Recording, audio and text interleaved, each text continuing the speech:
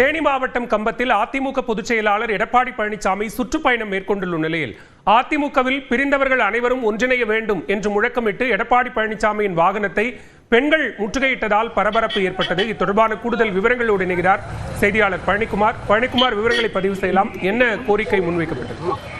நிச்சயமாக பாலவேல், அதாவது அதிமுக முன்னாள் அமைச்சர் செங்கோட்டையன் இன்று காலை ஈரோட்டில் உள்ள தனது அலுவலகத்தில் செய்தியாளர்கள் சந்திப்பின் போது அதிமுகவில் பிரிந்தவர்கள் அனைவரையும் ஒன்றிணைக்க வேண்டும், அப்படி ஒன்றிணைத்தால் மட்டுமே கடந்த காலங்களில் தோல்வியுற்ற அதிமுக இயக்கம் மீண்டெழுந்து வெற்றியை பெற்று மீண்டும் ஆட்சி அமைக்க முடியும் என்ற கோரிக்கையை வைத்தார். இதற்காக அதிமுக பொதுச் செயலாளர் எடப்பாடி பழனிசாமிக்கு 10 நாட்கள் காலக்கெடு விதிப்பதாகவும் கூறியிருந்தார். இந்த நிலையில்தான் மக்களை காப்போம் தமிழகத்தை மீட்போம் என்ற தலைப்பில் நேற்று முதல் அதிமுக பொதுச் செயலாளர் எடப்பாடி பழனிசாமி தேனி மாவட்டத்தில் சுற்றுப்பயணம் மேற்கொண்டு வருகிறார். அதன் தொடர்ச்சியாக இன்று கம்பம் சட்டமன்ற தொகுதிக்குட்பட்ட பகுதிகளில் சுற்றுப்பயணம் மேற்கொள்வதற்காக அவர் இன்று மாலை தேனியில் உள்ள தனியார் தங்கும் விடுதியில் இருந்து அவரது பிரச்சார வாகனத்தில் புறப்பட்டு கம்பம் நகருக்கு வந்து கொண்டிருந்தார். அப்பொழுது அனுமந்தன்பட்டி என்ற கிராமத்தில் அதிமுக உண்மை தொண்டர்கள் என்ற பதாகையை ஏந்தியவாறு பெண்கள் உட்பட எடப்பாடி பழனிசாமியின் வாகனத்தை முற்றுகையிட்டு அதிமுகவில்